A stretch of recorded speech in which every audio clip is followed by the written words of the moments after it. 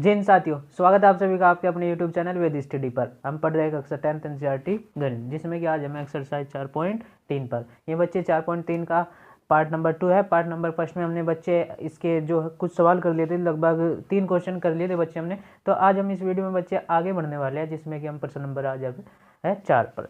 ठीक है बच्चे, तो बढ़ते हैं बच्चे। प्रश्न नंबर 4 आपके सामने स्क्रीन पर आ रहा है, इसको पढ़िए। 3 वर्ष पूर्व जो है रहमान की आयु वर्षों में का व्यतक्रम और अब से 5 वर्ष बाद आयु के व्यतक्रम का योग 1/3 है। उसकी वर्तमान आयु ज्ञात कीजिए। बच्चे रहमान है, उसकी 3 वर्ष पहले की बात कर रहा है और 5 वर्ष बाद की आयु, उनका व्यतक्रम का योग दे रखा है 1/3 और उनकी वर्तमान आयु पूछी। बच्चे मैंने बताया था आयु बेस्ड यानी कि एज बेस्ड जो क्वेश्चन होते हैं उनको कैसे हल करते हैं, ये हम पीछे भी हल करते आए हैं। ऐसे सवालों को बच्चे हम जिस टाइम की बात कर रहा होता है उस टाइम में हम जाके उसी सवाल को हल करते हैं। ठीक है बच्चे, तो इसको मान लेते हैं बच्चे। चौथा प्रश्न है बच्चे रहमान की आयु। तो रहमान की आयु बच्चे देखो यहाँ पर माना रहमान की आयु निकालनी है, तो माना रहमान की आयु और कौन सी आयु बच्चे, वर्तमान आयु मानेंगे। कौन सी, वर्तमान आयु।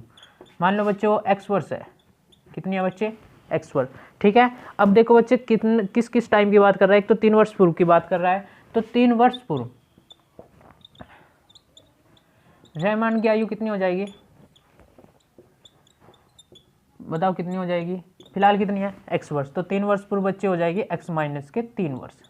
ठीक है बच्चे, और एक बात कर रहा है 5 वर्ष बाद की, 5 वर्ष बाद, तो 5 वर्ष बाद रहमान की आयु कितनी हो जाएगी, फिलहाल से 5 वर्ष बाद। ध्यान रखना बच्चे, फिलहाल से। अब फिलहाल है कितनी, x वर्ष, तो 5 वर्ष बाद यानी कि 5 साल आगे कितनी हो जाएगी बच्चे, यहाँ से इसमें प्लस के 5, तो ये हो जाएगी। अब इनका क्या बोल रखा है बच्चे, प्रश्नानुसार, अकॉर्डिंग टू क्वेश्चन, प्रश्नानुसार, अकॉर्डिंग टू क्वेश्चन। वो बोल रहा है बच्चे, बोल रहा है कि 3 वर्ष पूर्व रहमान की आयु का व्यतक्रम और अब से 5 वर्ष बाद की आयु के व्यतक्रम का योग 1/3 है। व्यतक्रम क्या होगा बच्चे, अगर मैं इनकी व्यतक्रम की बात करूं, 3 वर्ष बाद पहले की व्यतक्रम क्या बैठेगा बच्चे, व्यतक्रम का मतलब होता है उल्टा। ठीक है, बिल्कुल उल्टा, तो इसका उल्टा हो जाएगा बच्चे। देखो इसके नीचे हम 1 तो मान नहीं सकते हैं, तो इसका व्यतक्रम बैठ जाएगा बच्चे, ये 1 ऊपर चले जाएगा 1/x माइनस के 3, और इसी प्रकार इसका व्यतक्रम बैठेगा 1/x प्लस के 5।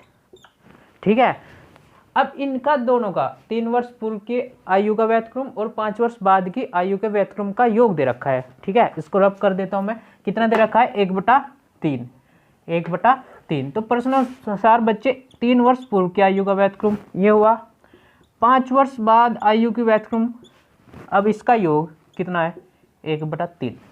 बोलो यहाँ तक कुछ दिक्कत।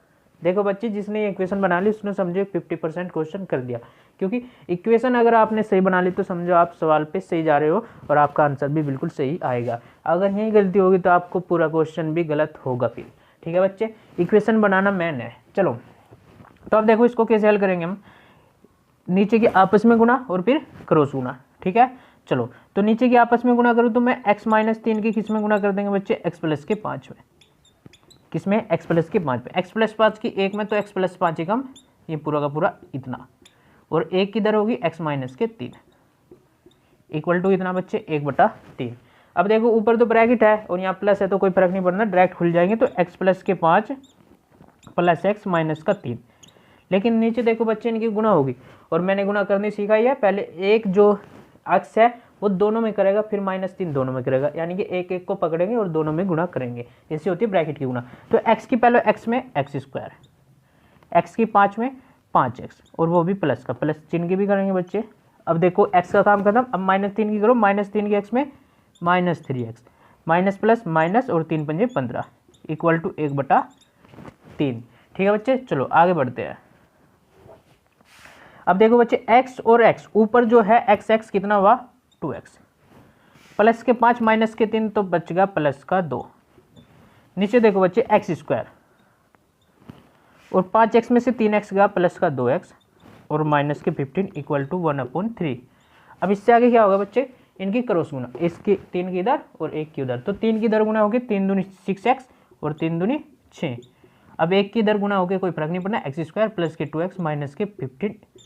ठीक है, सबको इधर ले जाओ बच्चे, इधर क्या रखो, 0, तो एक्स स्क्वायर अपने पाले में प्लस का 2x, इसको उधर ले गया तो माइनस के 4x, सॉरी माइनस के 6x, ये प्लस के 6 उधर जाके माइनस के 6 और माइनस के 15 पहले ही थे। बच्चे क्या बचा, एक्स स्क्वायर, देखो यहाँ माइनस के कितना बचा 4x और माइनस के हो गए 21, ठीक है, माइनस के हो गए 21। अब मैं पूरे को घुमा लेता हूँ, पूरे को घुमाने का मतलब एक्स स्क्वायर माइनस के 4x और माइनस के 21 इक्वल टू 0, ठीक है। या तो एक एक को लिया इधर, वो भी एक ही बात है, या पूरे को घुमा लो, पूरे को घुमाने पे चिन्ह नहीं बदलना, यानी कि 0 उधर भेज दिया और ये सारा डाटा इधर आ गया, अब चिन्ह नहीं बदला किसी का भी, ठीक है, ऐसे भी कर सकते हो। अब इसके बाद बच्चे देखो यहाँ से आगे सवाल, आप गुणनखंड विधि से कर सकते हो इसको, कितने मेथड से, 3 मेथड से, कौन कौन, गुणनखंड, पूर्णवर्ग बनाकर और क्या, द्विघाती सूत्र। मैं तो इसको चौथे मेथड से करूँगा जो कि है ट्रिक, क्यों, क्योंकि गुणनखंड से आप बिल्कुल कर लोगे इसको, लेकिन आपको आगे के लिए तैयार होना, इसलिए मैं इसको ट्रिक से कर लेता हूँ यहाँ, ठीक है। चलो गुणनखंड से आप बिल्कुल आसान देखो कर लोगे बच्चे, 3 मेथड है, पिछले यदि आपको नहीं आता तो पिछली वीडियो देखिए, उनमें मैंने सिखाया है, ठीक है, इसी चैप्टर की सारी वीडियो देखिए, उसमें मैंने सिखाया कि कैसे गुणनखंड विधि होती है, कैसे पूर्णवर्ग बनाकर हल करते हैं, कैसे द्विघाती सूत्र से हल करते हैं। मैं तो फिलहाल के लिए इसका आंसर निकाल देता हूँ, ठीक है। तो कंसेप्ट भी और प्लस ट्रिक भी, कंसेप्ट ये सब हुआ, कंसेप्ट से तो आप कर ही लेंगे इस सवाल को, मैं सिर्फ ट्रिक से कर देता हूँ। ट्रिक देखो बच्चे कैसे करेंगे, तो यहाँ क्या है माइनस, और यहाँ माइनस है, इसका मतलब बच्चे इसके फैक्टर देख लो कितने होंगे, 7 और 3, 7 में से 3 का 4 भी बच गया और 7 दिया 21, तो यहाँ माइनस है, तो इसका मतलब आंसर जाएगा किसका बच्चे, सेम सेम, या तो प्लस प्लस के या माइनस माइनस के, और इसके विपरीत जाएंगे, माइनस है तो प्लस प्लस के जाएंगे, तो इसका मतलब आंसर जाएगा बच्चे 7 और 3, 7 और 3, ठीक है बच्चे, 7 और 3। अब एक सॉरी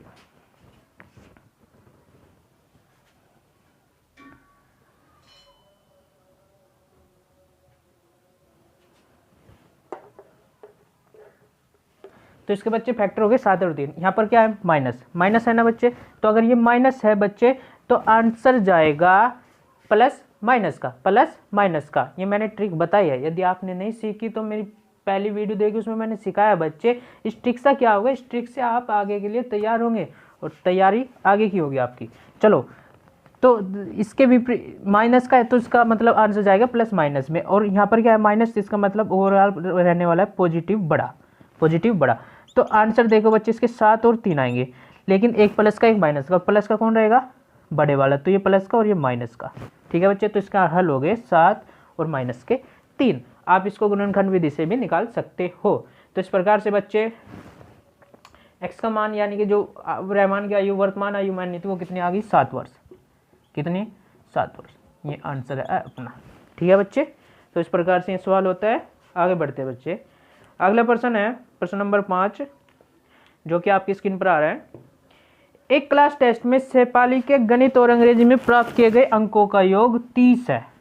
अच्छा, कोई शेफाली है बच्चे, उसने कोई परीक्षा दी और उसमें 2 सब्जेक्ट है, एक गणित और अंग्रेजी, उसमें अलग अलग अंक प्राप्त किए और उनके दोनों का योग 30 है, दोनों में जितने भी अंक प्राप्त करे उनके दोनों का योग 30 है। चलो अच्छी बात है। फिर बोला है बच्चे यदि उसको गणित में 2 अंक अधिक, गणित में यदि 2 अंक अधिक और अंग्रेजी में 3 अंक कम मिले होते तो उनके अंकों का गुणनफल 210 होता, 210 होता। उसके द्वारा दोनों विषयों में प्राप्त किए गए अंकों को ज्ञात कीजिए। अच्छा, तो दोनों विषयों में अंक निकालने बच्चे कितने प्राप्त करें, और दोनों विषयों के अंकों का योग है कितना 30। चलो तो बच्चे मान लेते हैं, माना गणित में प्राप्त अंक, जो शेफाली है उसने गणित में प्राप्त अंक, गणित में मानेंगे, गणित अपना फेवरेट सब्जेक्ट है ना। चलो गणित में प्राप्त अंक में मान लेते हैं बच्चे x वर्ष, हम यहाँ अंग्रेजी में मान सकते हैं, कोई दिक्कत नहीं। चलो तो बच्चे अंग्रेजी में प्राप्त अंक कितने हो जाएंगे उसके द्वारा,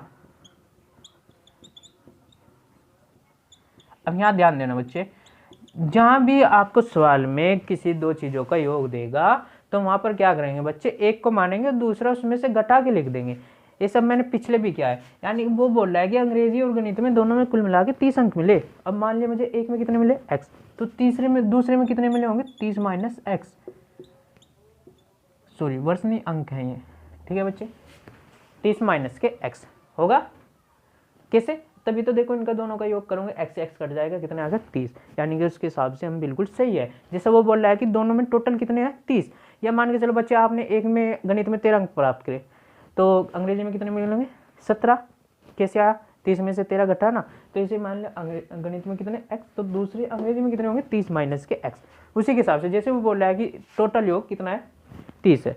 ठीक है बच्चे, अब देखो प्रश्नानुसार अकॉर्डिंग टू क्वेश्चन, प्रश्नानुसार क्या बोल रहा है बच्चे, प्रश्नानुसार बोल रहा है कि यदि उसने गणित में 2 अंक अधिक, गणित में 2 अंक अधिक मिले होते और अंग्रेजी में 3 अंक कम मिले होते। अब गणित में 2 अंक अधिक मिलने का मतलब कितने हो जाएंगे बच्चे, x प्लस के 2, गणित में 2 अंक अधिक मिल गए, x उसे मिल गए थे उसमें 2 अंक अधिक मिल गए, और बोला है 3 अंक कम मिले किसमें अंग्रेजी में। अब अंग्रेजी में मिली कितने रहते 30 माइनस के x, इसमें से 3 अंक कम मिले होते। ये आगे की कहानी है, यानी कि वो सपोज कर रहा है, मान रहा है कि यदि 2 अंक ज़्यादा मिले होते और अंग्रेजी में 3 अंक कम मिले होते, गणित में 2 अंक ज़्यादा गणित अंग्रेजी में 3 अंक कम, तो बोल रहा है बच्चे उनके अंकों का गुणनफल 210 होता, यानी कि जो मिलने के बाद होते उनके दोनों का गुणनफल 210 होता। तो ये बन गया अपना समीकरण। बोले समझ में आया या नहीं। 2 कंडीशन है बच्चे, शुरुआत में बोल रहा है कि दोनों का अंकों का योग इतना है, गणित में प्राप्त अंक और अंग्रेजी में। अब बोल रहा है यदि गणित में 2 ज़्यादा मिले और अंग्रेजी में 3 कम मिले तो उनके गुणनफल जो है 210 होगा। तो मेरे से बता दो कि गणित में कितने अंक मिले थे शेफाली को। चलो तो इसको सोल्व कर दे बच्चे, पहले उसको देखो x प्लस के 2, एक बार इसको हल कर लेते, 30 में से 3 गया 27 बचेगा और माइनस का x। ठीक है बच्चे, चलो अब x की जो है दोनों में गुणा करो, x की 27 में 27x, x की माइनस x में तो माइनस एक्स स्क्वायर, पहले प्लस माइनस माइनस होगा, फिर x की x में एक्स स्क्वायर होगा। x का काम खत्म, अब 2 की करो, 2 की 27 में आओगे 54, 54 प्लस माइनस माइनस और 2x इक्वल टू कितना 210। ठीक है बच्चे, अब देखो 27x और माइनस 2x, इसको तो अलग लिख लेते हैं 25x, पहले माइनस एक्स स्क्वायर को इधर लिख लो क्योंकि एक्स स्क्वायर का और कोई है ही नहीं, तो इससे ये तो जुड़ना ना घटना। अब देखो 27x में से माइनस 2x का तो प्लस के बच गए 25x, और प्लस के 54 है ही। अब जो 210 है उसको इधर ले आओ, इक्वल टू कितना बचा 0। ठीक है बच्चे, चलो तो माइनस के एक्स स्क्वायर प्लस का 25x, ये देखो प्लस का 54 और माइनस के 210 कितने बच जाएंगे बच्चे, ये 160 में से 4 गया 156, वो भी माइनस के, बोलो। ठीक है बच्चे, माइनस के 156।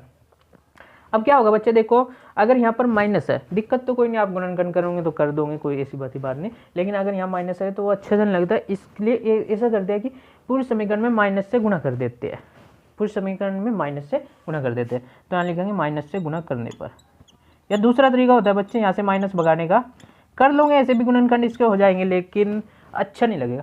तो दूसरा माइनस से गुणा करेंगे तो ये प्लस का हो जाएगा, और ये हो जाएगा माइनस का 25x, और ये प्लस माइनस माइनस 156, यहाँ माइनस की 0 होगी, 0 प्लस की माइनस की कोई फर्क पड़ने वाला। दूसरा क्या तरीका होता है यहाँ से माइनस भगाने का बच्चे, माइनस यहाँ से कॉमन ले लो और कॉमन लेके इधर भेज दो, वो भी एक ही तरीका है यहाँ से माइनस करने का।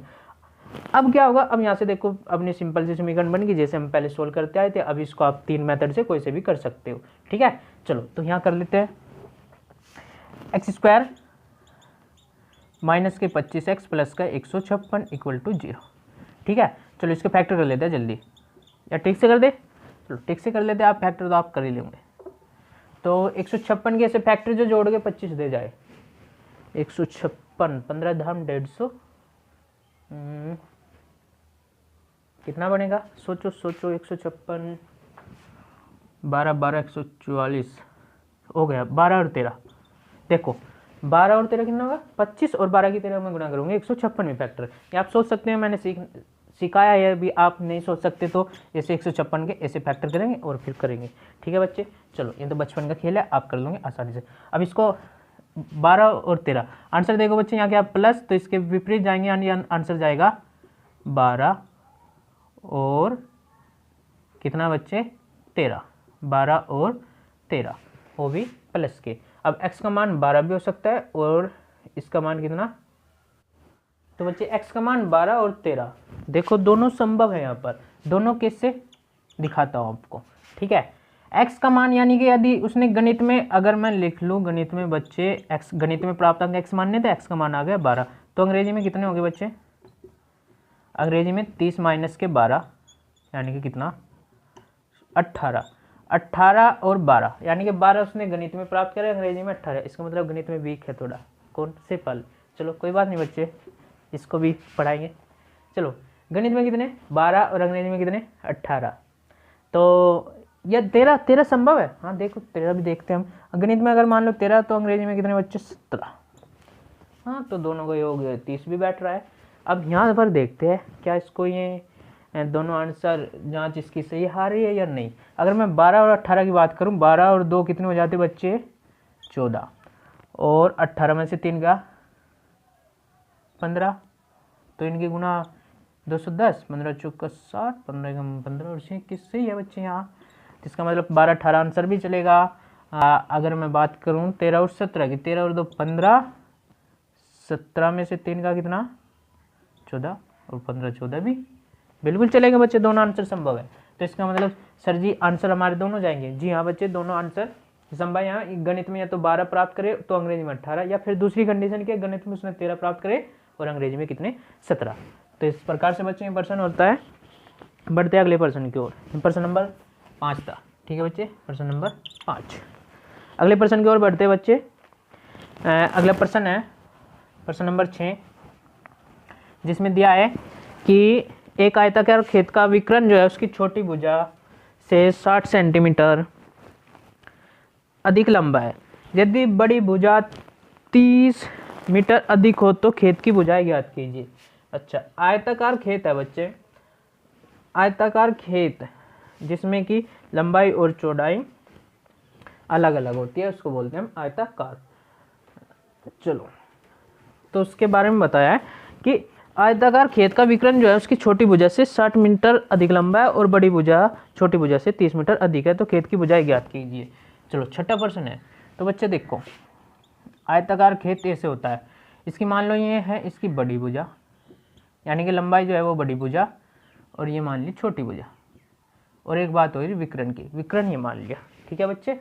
तो एक इसी में बात कह रहा है कि जो आयताकार खेत का विकर्ण है उसकी छोटी भुजा से 60 मीटर अधिक लंबा है और बड़ी भुजा जो है छोटी भुजा से 30 मीटर अधिक है। तो दोनों देखो बच्चे, छोटी भुजा पे बात हो रही है कि विकर्ण भी छोटी भुजा पे 60 मीटर अधिक लंबा और बड़ी भुजा जो है छोटी भुजा से 30 मीटर अधिक है, तो क्यों ना हम छोटी भुजा को ही मान लेंगे। वैसे भुजाएं सभी बतानी है कि खेत की भुजाएं ज्ञात कीजिए, तो मान लिया बच्चे, माना आयताकार खेत की, इसको रख कर लेते हैं, आयताकार खेत की छोटी भुजा वो मान लिया बच्चे x सेंटीमीटर है। सेंटीमीटर में है ना, ये मीटर में है, मीटर में है तो मीटर ही मान लेंगे, कोई बात नहीं। चलो तो बच्चे, तो प्रश्नानुसार खेत की बड़ी भुजा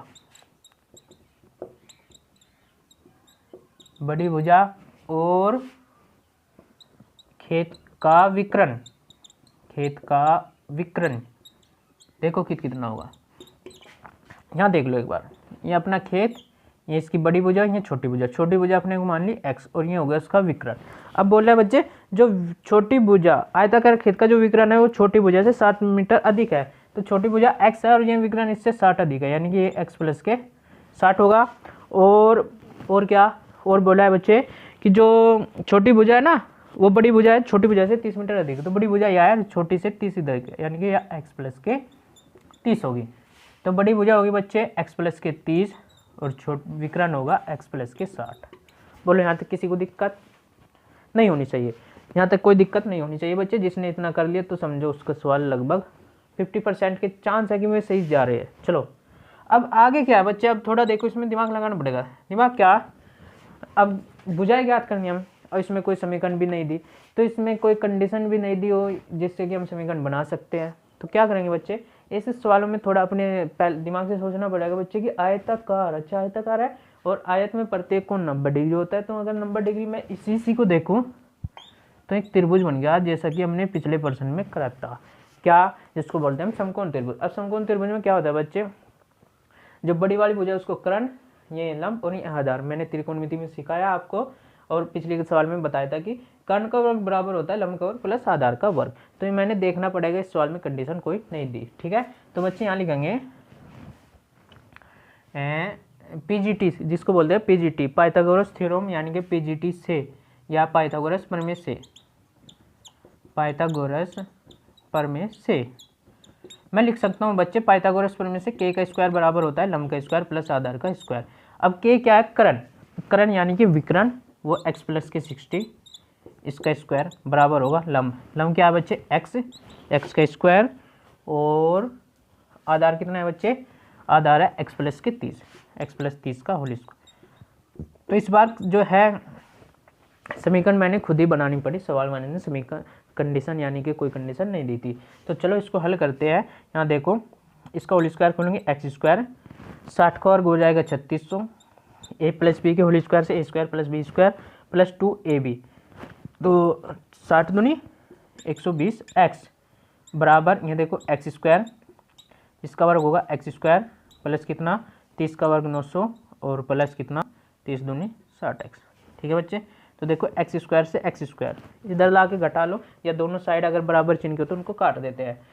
चलो ये तो गया, अब सबको उधर भेज दो, इधर बचेगा 0, ये x स्क्वायर प्लस के 60x, ये उधर जाके देखो बच्चे माइनस के 120x प्लस के 900, ये उधर जाके माइनस के 3600, कोई दिक्कत? ये 0 बराबर x स्क्वायर माइनस के 60x बचेगा और माइनस की बचेगा 2700। अब देखो बच्चे, सबको इधर रख रहा, मैं 0 को उधर ले जा रहा, तो ये हो जाएगा कितना? x स्क्वायर माइनस के 60x माइनस के 2700 इक्वल टू 0। अब इसको सोल्व करना है, आपको इसे मेथड से इसको सोल्व कर सकते हैं, लेकिन मैं आपको यहाँ पर आंसर निकाल के दे देता हूँ। x स्क्वायर माइनस के 60x और माइनस के 2700 इक्वल टू 0, यही है ना। चलो तो इसको आंसर कैसे आएंगे, देखो बच्चे ट्रिक से कर लेते हैं। 2700 गुणा में 2700 और घटा के 60, 90 30 हो जाएगा, 90 में से 30 गया 60 और 90 9 दिए 27, डबल 0 नहीं रही, तो 2700 आ गया। अब आंसर देखो, यहाँ क्या है? माइनस, तो आंसर जाएगा प्लस माइनस का, और यहाँ क्या है? माइनस, तो और रहेगा निगेटिव, यानी कि बड़े वाला निगेटिव और छोटे वाला पॉजिटिव, तो एक्स का मान माइनस के 90 और प्लस के 30। अब ये तो हो जाएगा अमान्य, क्यों बच्चे? क्यों होगा अमान्य? क्योंकि यार हम भुजा निकाल ले, भुजा माइनस की थोड़ा हो सकती है ना, देखो भुजा निकाल लिया ना, तो इसका मतलब आंसर जाएगा x का मान 30। तो इसका मतलब सर जी छोटी भुजा हो गई 30 मीटर और बड़ी भुजा हो गई 30 और 30 60 मीटर, और ये हो गई 30 और 60 90 मीटर, यानी कि विकर्ण उसका है 90 मीटर। ठीक है बच्चे, तो इस प्रकार से हम इस सवाल को भी कर लेते हैं। आगे बढ़ते बच्चे अगले प्रश्न की ओर। ठीक है, अगले प्रश्न नंबर 7, दो संख्याओं के वर्गों का अंतर 180 है, छोटी संख्या का वर्ग बड़ी संख्या का 8 गुना है, दोनों संख्या ज्ञात कीजिए। दो संख्याओं के वर्गों का अंतर बोला बच्चे, और छोटी संख्या जो है बड़ी संख्या का 8 गुना है। अच्छा चलो करते हैं इसको भी, छोटी संख्या का वर्ग बड़ी संख्या का 8 गुना है।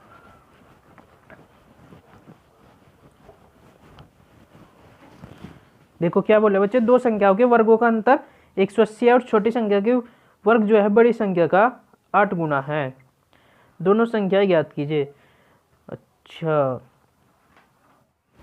तो मान लेते हैं बच्चे, माना दो संख्याओं के वर्गों का अंतर दिया ना, तो बच्चे मान लेते हैं माना दोनों संख्याओं को, माना बड़ी संख्या, माना बड़ी संख्या, जो दो संख्या दी है ना उनमें से मान लेते हैं माना बड़ी संख्या x तथा छोटी संख्या y। बच्चे इस सवालों को हम देखो यहाँ पर दो चर में बनाएंगे, एक x में एक y में, जैसे हम पीछे सीखे हैं ना दो चर वाले की समीकरण, उसी हिसाब से बनाएंगे, क्योंकि बच्चे एक चर में ये बनाना थोड़ा मुश्किल ही है। ठीक है, तो x और y में दो चर में बनाएंगे। अब देखो दो चर में बनाएंगे तो दो शर्त यानी कि दो समीकरण चाहिएगी अपने को। तो फर्स्ट कंडीशन यानी कि पहली शर्त जो दी है उसमें दिया है बच्चे कि दोनों संख्याओं के वर्गों का अंतर 180 है।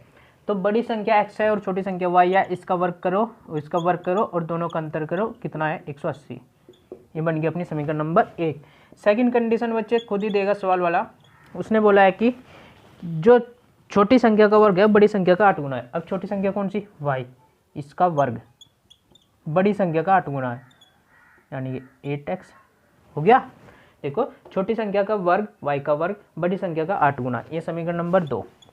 अब y के मान को y स्क्वायर के मान को मैं पूरा का पूरा को यहाँ रख रहा हूँ, यानी कि y स्क्वायर की जगह 8x रख सकता हूँ। तो बच्चे x स्क्वायर y की जगह मैं रखूँगा 8x बराबर 180 y स्क्वायर के मान को समीकरण नंबर 1 में रखने पर, ये मैं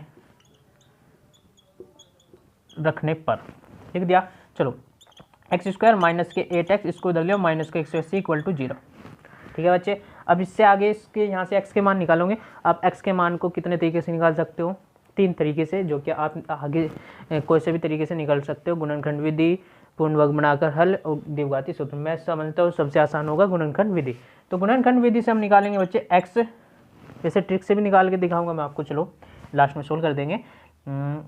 एक्स स्क्वायर माइनस के इधर x माइनस 180 इक्वल टू 0।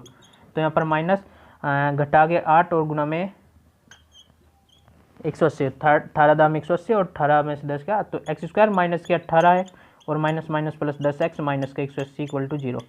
पहले 2 से कॉमन लेंगे तो x माइनस के 18 प्लस का 10 कॉमन ले तो x माइनस के 18 इक्वल टू 0। तो x का मान बच्चे एक तो 18 आएगा, यहाँ से मैं काट रहा हूँ इस लाइन को, एक x का मान आएगा माइनस के 10। तो माइनस के 10 जो होगा बच्चे वो हो जाएगा अमान्य। अमान्य क्यों अभी दिखा रहा हूँ, और x का मान जो 18 है वो अपने लिए चलेगा। अमान्य इसलिए होगा बच्चे, अगर माइनस के 10 को मैं यहाँ उठा के रख दूँगा तो माइनस का 18 दाम 180 हो जाएगा, y स्क्वायर की वैल्यू माइनस के 180 हो जाएगी, जो कि संभव नहीं है। याद रखना मैं क्या बताऊँ, ये संभव ही नहीं। क्यों संभव नहीं है? किसी भी y एक संख्या तो है और किसी भी संख्या का वर्ग जो है माइनस कभी नहीं हो सकता। माइंड में सेट कर लो बच्चे, आगे आपको पता चलेगा। 11th क्लास अभी पता है यार, कोई भी संख्या है उसका वर्ग माइनस से, माइनस में तो आ ही नहीं सकता किसी भी संख्या का वर्ग। याद रखने वाली बात, काम की बात नहीं है। चलो, तो वाई स्क्वायर किसी भी संख्या का वर्ग माइनस 180 नहीं हो सकता, इसका मतलब ये अमान्य है। तो एक्स का मान 18 चलेगा। एक्स का मान अगर 18 चल दिया तो यहाँ पर देखो वाई स्क्वायर बराबर 8, एक्स की जगह 18 तो आया 18 × 144, यानी कि वाई के मान यहाँ से भी प्लस माइनस अंडर में 144 यानी कि प्लस माइनस के 12। अब माइनस के 12 जो है ये भी अनवैलिड हो जाएगा, यानी कि अमान्य हो जाएगा। क्यों? क्योंकि y का मान माइनस थोड़ा होगा, y का मान -12 चल सकता है। चलो देखेंगे, लेकिन चलो y का मान 12, ये देखो y का मान 12 गए और x का मान 18, यानी कि बड़ी संख्या अपनी 18 और यहाँ आ गई 12। ठीक है बच्चे, तो इस प्रकार से ये आंसर हो जाएगा। चलो अब इसमें देखो, इसको मैं ट्रिक से भी कर सकता हूँ। ट्रिक से कैसे? एक्स स्क्वायर माइनस के 8x माइनस के x इस द्विघात समीकरण को कैसे, 18 और 10 इसके फैक्टर है, यहाँ माइनस है तो ओवरऑल आंसर प्लस माइनस का जाएगा और इसके विपरीत जाएगा, यानी कि माइनस। तो इसका मतलब बच्चे ओवरऑल जो है इसके विपरीत प्लस का रहने वाला है। टोटल तो प्लस का रहेगा, तो प्लस के वाला बड़ा रहेगा और माइनस का रहेगा छोटे वाला। ठीक है, माइनस का रहेगा छोटे वाला, तो प्लस के 18 इसका आंसर। ठीक है, तो इस प्रकार से हम ट्रिक से भी कर सकते थे इस सवाल को। चलो तो बढ़ते हैं अगले प्रश्न की ओर। प्रश्न नंबर 8, एक रेलगाड़ी एक समान चाल से 360 किलोमीटर की दूरी तय करती है। अच्छा, यदि चाल 5 किलोमीटर अधिक होती तो वह उसी यात्रा में 1 घंटा कम समय लेगी भाई, सीधी सी बात है। यदि ये किसी गाड़ी की चाल बढ़ा दोगे और दूरी उतनी तय करवाओगे तो समय तो कम लेगी ना। यदि आपको घर से स्कूल जाना हो और आप एक दिन आराम से जा रहे हो, दूसरे दिन तेज़ी से भागोगे तो कम समय तो लगेगा ही भाई, सीधी सी बात है। चलो, तो ये रेलगाड़ी है, एक दूरी को 360 दूरी है, उसे समान चाल से चलती है तो कुछ टाइम ले, और फिर इसने 5 किलोमीटर प्रति घंटा अपनी स्पीड बढ़ा ली तो 1 घंटा कम ले रही भाई। अच्छा जी, तो रेलगाड़ी की बोल रहा है कि चाल ज्ञात कीजिए, रेलगाड़ी की चाल। तो जो पूछा है उसी को मान लेते हैं। माना रेलगाड़ी की चाल,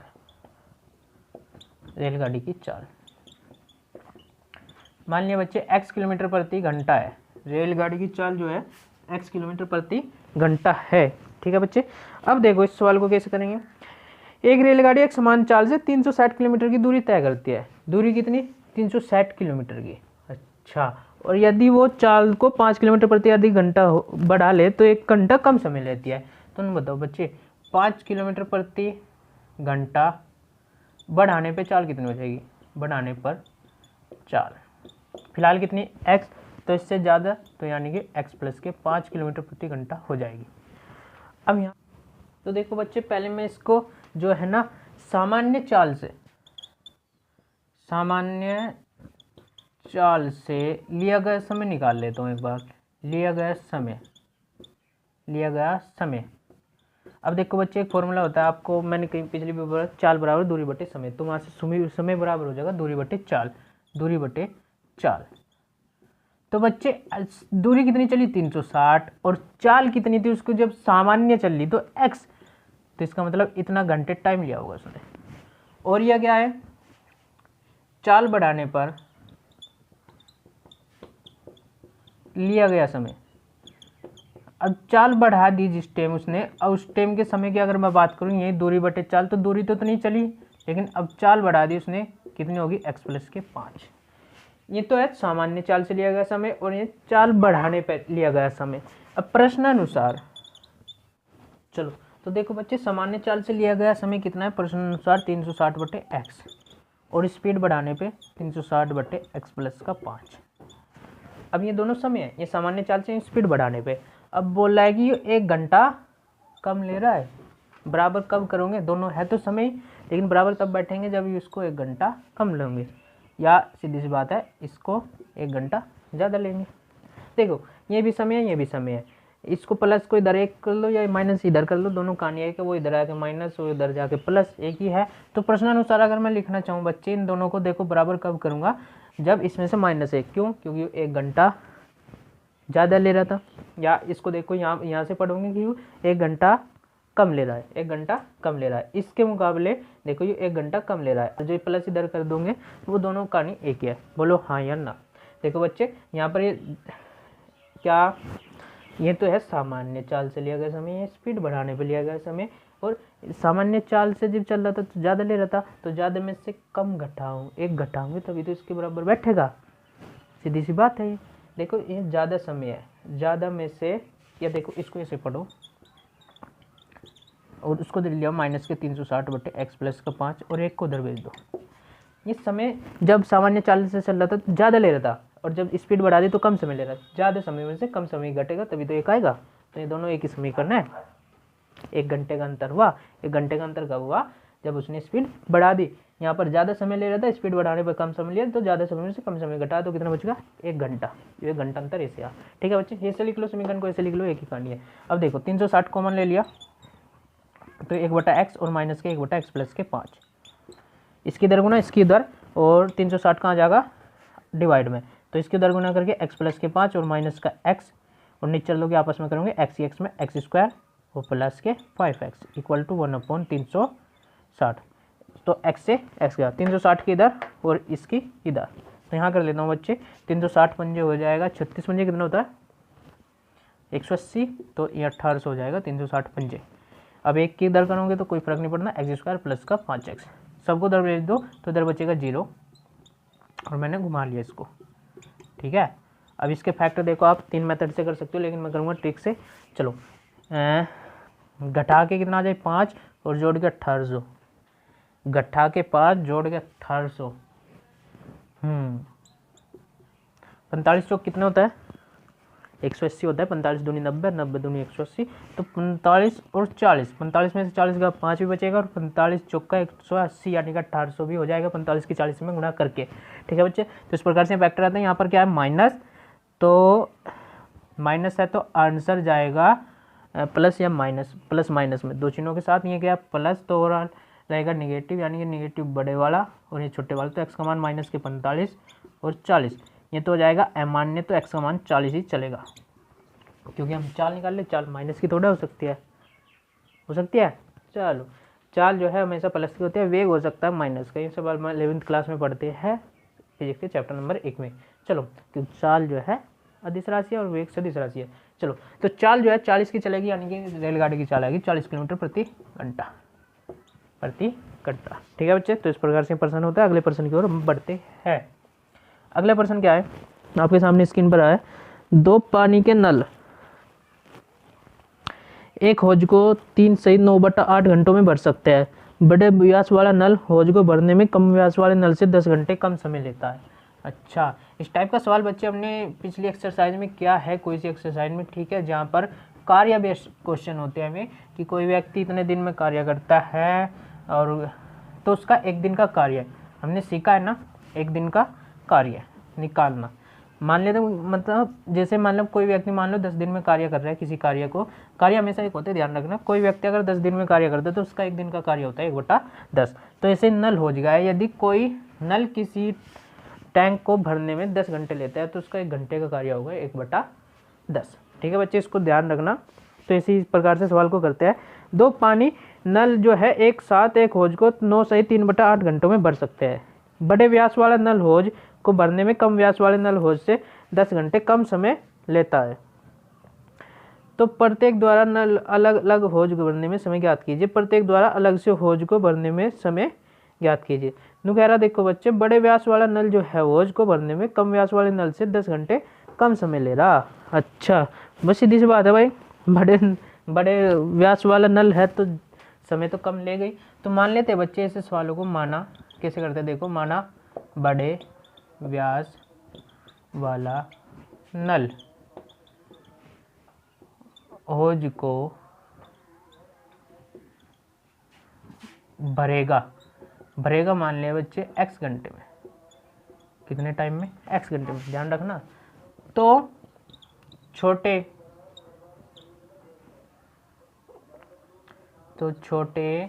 व्यास वाला होज भरेगा कितने में बच्चे? x + के 10। प्रश्न अनुसार 10 है ना। 10 घंटे कम समय लेता है। देखो छोटे वाला 10, या बोल लो छोटे वाला यहाँ इसके हिसाब से हो गया 10 ज़्यादा है, बड़े वाले से 10 ज़्यादा, एक ही बात होगी। या उल्टा पढ़ो, देखो छोटे वाला अगर x + के 10 ले रहा है तो बड़े कितना ले रहा है? x हो गया ना, इससे 10 कम। बड़े वाला छोटे वाले से 10 कम ले रहा है या नहीं ले रहा? ले रहा है, बिल्कुल। या बच्चे अगर आपको ऐसे भी समझ में नहीं आ रहा है तो ऊपर छोटा कर लो, नीचे बड़ा कर लो, कोई दिक्कत नहीं। मान लो छोटे व्यास वाला नल जो है होज को भरेगा x घंटे में, मान लिया अपने पास।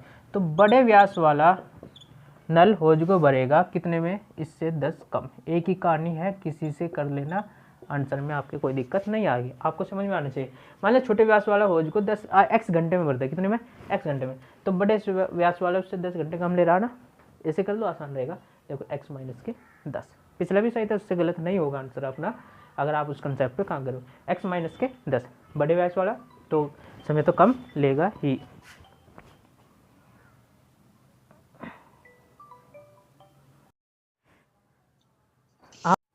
तो ठीक है बच्चे, इस प्रकार से छोटे व्यास वाला इतना समय लेगा और बड़े व्यास वाला। अब देखो बच्चे, तो मैं लिखूंगा बच्चे, तो छोटे व्यास द्वारा, छोटे व्यास क्या है? ये व्यास के जो है ना होज है ही, तो होज भी लिख लो। छोटे आना छोटा व्यास वाला नल, अच्छा यहाँ लिख रहा है छोटे व्यास वाला नल होज का 1 घंटे का कार्य, या 1 घंटे में एक घंटे में कितना भरेगा। ठीक है, 1 घंटे का कार्य बोलते हैं इसको बच्चे, तो वो होगा 1/x। एक काम की चीज़ है, इसको याद रखना बच्चे, मैंने बताया अभी। मान लो कोई व्यक्ति किसी कार्य को 10 घंटे में कर रहा है तो उसका 1 घंटे का कार्य होता है 1/10। अब ये नल को कितने में भर रहा? x घंटे में, तो 1 घंटे को कितना करेगा, यानी कि 1 घंटे में कितना भरेगा? 1/x, ध्यान रखना। इसी प्रकार बड़े व्यास वाले नल होज को 1 घंटे में कार्य, या 1 घंटे में जितना भरेगा वो होगा 1/x - के 10। इस कंसेप्ट को आप याद रखना। किसी व्यक्ति को अगर कोई कार्य x दिन में कर रहा है तो उसका 1 घंटे का या 1 दिन का कार्य होता है 1/x, याद रखोगे। चलो अब प्रश्न अनुसार, अकॉर्डिंग टू क्वेश्चन, प्रश्न अनुसार क्या है बच्चे? नु कह रहा है कि दोनों नल एक साथ एक होज को इतने घंटे में भर सकते हैं। अब दोनों नल एक साथ, यानी 1/x और प्लस 1/x - के 10, ये इसका होगा 1 घंटे का कार्य, ये इसका 1 घंटे का कार्य। तो एक कार्य और कितने टाइम में भर रहे हैं, ये ध्यान रखना, कितने टाइम में? 9 सही, यहाँ लिख लेता हूँ, 9 सही 3/8 घंटे ले रहे दोनों एक साथ खोलने के बाद। इसको कर लो 8 9 72 और 9 75/8, 1 घंटा है, ध्यान रखना कितना घंटा। लेकिन मैं क्या है, ये भी एक कार्य है, ये भी एक कार्य है, तो इसका कार्य बनाओगे तो कार्य इसका होगा 8/75, याद रखना। कार्य को भाई कार्य के बराबर कार्य ही तो रखोगे, तो 8/75 दोनों को। यानी कि दोनों को अगर मैं बोलूँ, दोनों खोलने के बाद कितना टाइम ले रहे हैं, जैसे यहाँ एक ले रहा था 1 घंटे में, तो दोनों ले रहे 75/8, तो दोनों का 1 घंटे का कार्य कितना होगा 8/75, इसलिए यहाँ 8/75 रखा। इसमें कन्फ्यूज होता है, याद रखना बच्चे 8/75 क्यों रखा, क्योंकि ये कार्य प्लस कार्य और कार्य के बराबर ही तो होगा, ये थोड़ा 75/8 रख दोगे, ठीक है। दोनों कितने में बढ़ रहे 75/8 में, तो दोनों का 1 घंटे का कार्य कितना होगा 8/75 ऐसे, ठीक है बच्चे। तो इसको आगे सिर्फ सोल्व करना है, ये समीकरण बनाना ही हार्ड था, ये सबसे हार्ड इस टाइप के सवाल आपको बोर्ड में मिलेंगे। चलो कंपटीशन में मिलते हैं। तो देखो नीचे लोग आपस में x² माइनस के 10x, इसके दर कर लो x माइनस के 10 और प्लस के x इक्वल टू 8/75। ऊपर देखो बच्चे x 2x और माइनस के 10 है, ये x² माइनस के 10x, ठीक है बच्चे, x² माइनस के 10x इक्वल टू कितना 8/75। 75 से इधर कर लो, 8 से इधर कर लो, ठीक है। इसको मैं रफ कर देता हूँ जो भी है। चलो तो 75 से इधर, 75 दूनी 150x और माइनस 75 दाम 750, 8 से करो 8x² और माइनस 8 दाम 80x। चलो सबको इधर ले जाओ, तो सबको इधर ले जाएंगे, इधर बचेगा 0, 8x² माइनस के 80x और माइनस के 150x और प्लस के 750, ठीक है बच्चे। चलो तो क्या बचेगा 8x², ये माइनस के कितने हो जाएंगे 8 3 230x और प्लस के 750 इक्वल टू 0। सबको घुमा के रख लिया मुझे, ठीक है बच्चे। चलो अब इसके फैक्टर करेंगे, इसको फैक्टर करके आंसर लाएंगे। चलो तो पहले इनके यहाँ पर देखो गुना कर लेते हैं, 75 8 कितना हो जाएगा 75 दूनी 150 और 15 चौका 60, 600 यानी कि 6000। अच्छा जी, ये आप कर सकते हो बच्चे, देखो यहाँ आप किन की गुना करते हैं ना, तो इसे फैक्टर करने हैं, जो गुना में तो 6000 आ जाए और ये क्या प्लस करके 230, गुना में 6000 प्लस करके 230 हो गया ना, बिल्कुल सिंपल। 200 और 30 कितना हो जाएगा 230 और 230 में गुना करूँगे 6000 आ जाएगा, 2 दिए 6 और 3 0, ये हो गए फैक्टर बिल्कुल। तो आंसर देखो यहीं सेकंड में लाएंगे, ये प्लस तो आ जाएगा आंसर सेम, ये तो प्लस के या माइनस के, तो इसका मतलब इसके नेगेटिव जाएंगे यानी कि प्लस के जाएंगे। आंसर 200 और 30, 200 भी और 30 भी, 200 भी और 30 भी, ठीक है बच्चे।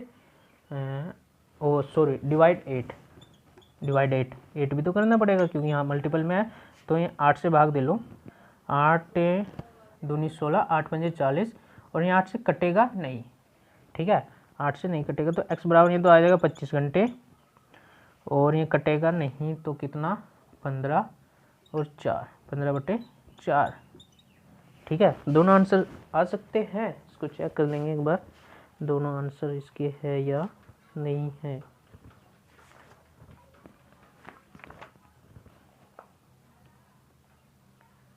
पंद्रह घंटे और 25 घंटे,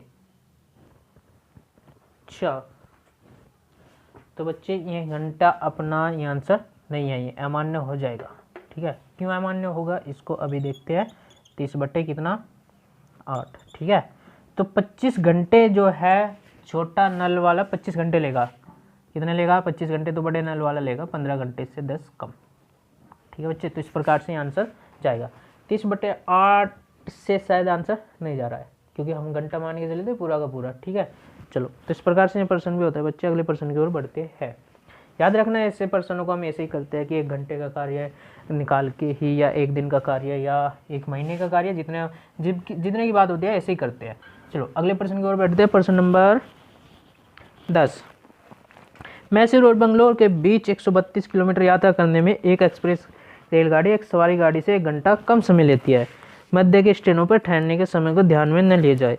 यदि एक्सप्रेस रेलगाड़ी की औसत चाल सवारी की गाड़ी की औसत चाल से 11 किलोमीटर अधिक हो तो दोनों की रेलगाड़ियों की औसत चाल ज्ञात कीजिए। अच्छा, ये सवाल तो बच्चे बिल्कुल ऐसा हो गया जैसे 8वां सवाल। यहाँ आपके लिए HW रहेगा, यहाँ आपको खुद ही करना है। यहाँ पर बस 2 रेलगाड़ी बना दी, वहाँ पर एक ही रेलगाड़ी को 2 बार दौड़ा दिया था। क्या एक ही रेलगाड़ी को 2 बार दौड़ा दिया था? यहाँ पर 2 रेलगाड़ी है, एक की स्पीड कम है, एक की ज़्यादा है, दूरी से भी तय कर रही है। कितना 132, ठीक है बच्चे। तो बोल लिया कि जो छोटे वाली है वो बड़े वाले से देखो एक चाल ज़्यादा दे रखी 11 किलोमीटर प्रति घंटा एक्सप्रेस की, सवारी वाले से एक्सप्रेस की ज़्यादा होती है। ठीक है बच्चे, चलो तो दोनों की रेलगाड़ियों की औसत चाल ज्ञात कीजिए। तो ये बिल्कुल जैसे ऑटो सवाल है ऐसे ही करना है। एक की चाल मान लेंगे एक्स सवारी वाले की, तो एक्सप्रेस की होगी बच्चे एक्स प्लस के 11, क्योंकि वो उससे 11 अधिक है। तो जो 132 किलोमीटर की दूरी तय कर रही है और दोनों में 1 घंटा ज़्यादा समय ले रही। कर सकते हो इसको आप, करके नीचे कमेंट में जरूर बताना आंसर। ठीक है बच्चे, ये आपके लिए रहेगा HW। तो बढ़ते हैं अगले पर्सन की ओर, जो कि इस एक्सरसाइज का लास्ट का पर्सन नंबर 11 क्या है बच्चे। दो वर्गों के क्षेत्रफलों का योग 468 मीटर स्क्वायर है। यदि उनके परिमापों का अंतर 64 मीटर हो तो दोनों वर्गों की भुजाई ज्ञात कीजिए। तो दो वर्गों की बात हो रही, तो बच्चे दोनों वर्गों की भुजाई को ही मान लेते हैं। माना, यहाँ देखो माना दो वर्गों की भुजाई, भुजाएं मान ली बच्चे, एक की एक्स और एक की वाई, एक्स और वाई। सेंटीमीटर में तो सेंटीमीटर में मान लेते हैं, एक्स और वाई सेंटीमीटर। ठीक है बच्चे, तो बोल रहा है कि दो वर्गों के क्षेत्रफलों का योग 468 मीटर स्क्वायर है। अब दो अज्ञात है तो दो कंडीशन चाहिए, यानी कि दो समीकरण। तो फर्स्ट कंडीशन क्या है कि उनके क्षेत्रफलों का योग, क्षेत्रफल क्या होता है, किसी भी वर्ग का स्क्वायर का भुजा का स्क्वायर। तो एक की भुजा एक्स है तो उसका क्षेत्रफल हो जाएगा एक्स स्क्वायर, और एक की भुजा वाई है तो उसका क्षेत्रफल हो जाएगा वाई स्क्वायर। ठीक है, यहाँ लिख लियो चाहे वर्गों का क्षेत्रफल, एक का होगा एक्स स्क्वायर और इसका हो जाएगा वाई स्क्वायर, क्योंकि भुजा का वर्ग। ठीक है, अब इनका योग जो दे रखा वो कितना दे रखा, 468, ये अपनी समीकरण नंबर 1। सेकंड कंडीशन देखो, सेकंड कंडीशन में बोला है उनके परिमापों का अंतर 24 मीटर है। अब परिमाप क्या होता है आपको पता है, 4a, यानी कि सभी भुजाओं का योग और सभी भुजा उसमें बराबर होती है तो 4a हो जाता है। तो यहाँ देखो परिमापों का अंतर, अब इसकी भुजा कितनी x, तो इसका परिमाप हो जाएगा 4x वर्ग है ना, और दूसरे की y तो 4y, और इनका अंतर कितना है देखो 24।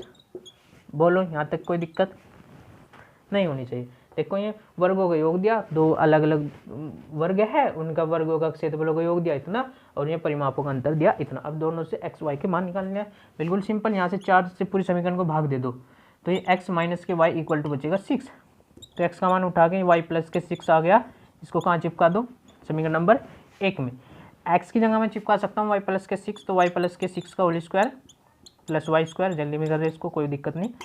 कितना आ जाएगा वाई स्क्वायर प्लस की ऐसी स्पीड होनी चाहिए, 6 का वर्ग कितना 36 प्लस के 6 दूनी 12 वाई प्लस के Y square equal to 468, Y square to Y square plus के 12 वाई, और उसको इधर ला के घटा देंगे, 36 इसमें से घटेगा तो माइनस के बचेगा 2 3 4 3 2 इक्वल टू 0। 2 से भाग कर लो तो वाई स्क्वायर प्लस के 6y माइनस के 216 इक्वल टू 0। तो ये इसके फैक्टर कर लेंगे बच्चे, वाई स्क्वायर प्लस के 6y माइनस के 216 इक्वल टू 0, ये है ना। इसके फैक्टर भी यहाँ जल्दी करते हैं ट्रिक से। 216 घटा के कितना आ जाए 6, और गुना में 216 करो गुना 18 और 12, 18 दूनी 36, 18 क्या 18 3 हो गई ना। तो आंसर जाएगा देखो माइनस, तो आंसर जाएंगे क्या, प्लस माइनस के प्लस माइनस का बड़ा, तो इसका मतलब माइनस 18 और प्लस के 12। अब माइनस 18 मान्य हो जाएगा, प्लस के 12 चलेगा क्योंकि हम भुजाएं मान लिए। तो 12, तो y का मान कितना आ जाएगा, यहाँ से देख लो, ये किसका मान आया y का, सॉरी। तो अगर y का मान है तो x का मान यहाँ से आ जाएगा, अगर 12 तो x का मान 18, तो यानी कि 18 होगी और ये होगी 12, तो इसका मतलब दोनों की भुजाएं। ठीक है बच्चे, तो इस प्रकार से ये आंसर होता है। आप इसको आसानी से आराम से हल करना, कोई दिक्कत नहीं है। आपने अगर समीकरण बना ली तो समझो आपका सवाल हो गया। ठीक है, समीकरण बनाना ही महत्वपूर्ण है। समीकरण अगर आपने बना ली तो आपका 50% क्वेश्चन हो गया। तो समीकरण यहाँ तक ही बन गई थी, आगे मैंने इसको सोल्व करके आपको दिखा दिया। आप आसानी से इसको आराम से सोल्व करना पूरा अच्छे तरीके से। ठीक है बच्चे, तो इस प्रकार से एक्सरसाइज यहीं खत्म होती है। अगली वीडियो हम पढ़ने वाले हैं एक्सरसाइज 4.4। बच्चे इससे पहले यदि आप इस वीडियो को अच्छी लग रही हो, आपके लिए काम की हो, तो इस वीडियो को शेयर कीजिए, इस चैनल को लाइक कीजिए और सब्सक्राइब भी कीजिए, ताकि इस चैनल को सब्सक्राइब कीजिए ताकि आपको आने वाली सभी वीडियो जो भी है आपके पास तक पहुंच जाए, नोटिफिकेशन जो आपको मिलता है। ठीक है, तो कृपया करके इस चैनल को सब्सक्राइब कीजिए और वीडियो को पूरा शेयर कीजिए। ठीक है बच्चे, तो आज के लिए इतना ही। स्वस्थ रहो, मस्त रहो और व्यस्त रहो अपनी पढ़ाई में। जय हिंद।